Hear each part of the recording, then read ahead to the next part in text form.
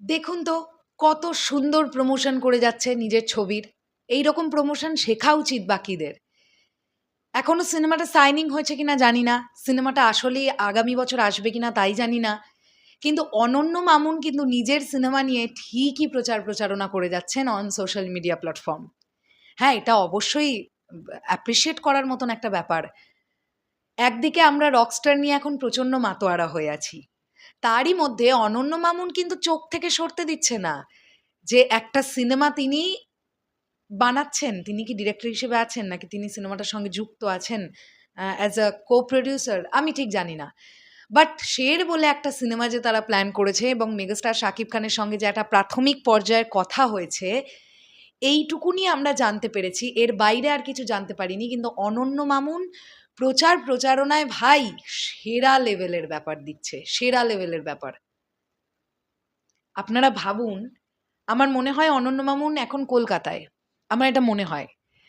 হলুদ ট্যাক্সি কলকাতার একটি ঐতিহ্যবাহী বিষয়পত্র।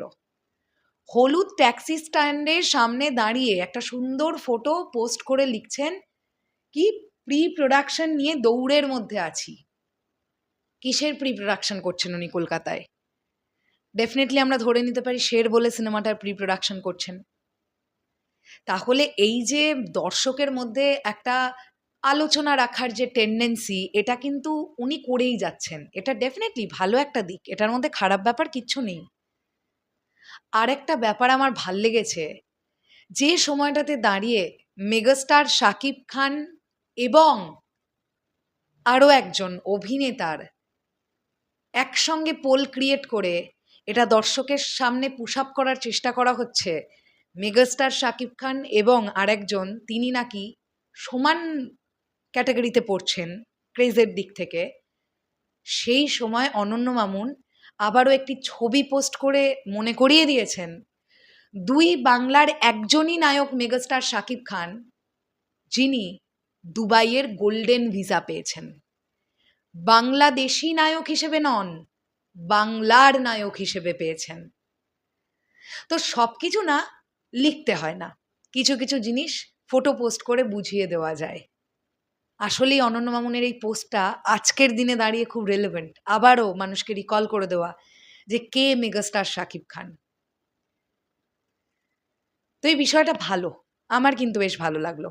তারই মধ্যে আবার দেখলাম যে নিজের রেস্টুরেন্ট, সেটারও প্রচারণা করে যাচ্ছেন ভিডিও টিডিও দিয়ে। মানে একদম ঘাঘু জিনিস একদম অনন্য মামুন। ব্রেনটা বিশাল শার্প। কতটা করতে পারেন না করতে পারেন পরের ব্যাপার, কিন্তু ভাবতে পারেন। এই ভাবাটা যদি কার্যকরী হয় বিষয়টা ফেটে যাবে। যাই হোক, দেখা যাক কি হয়।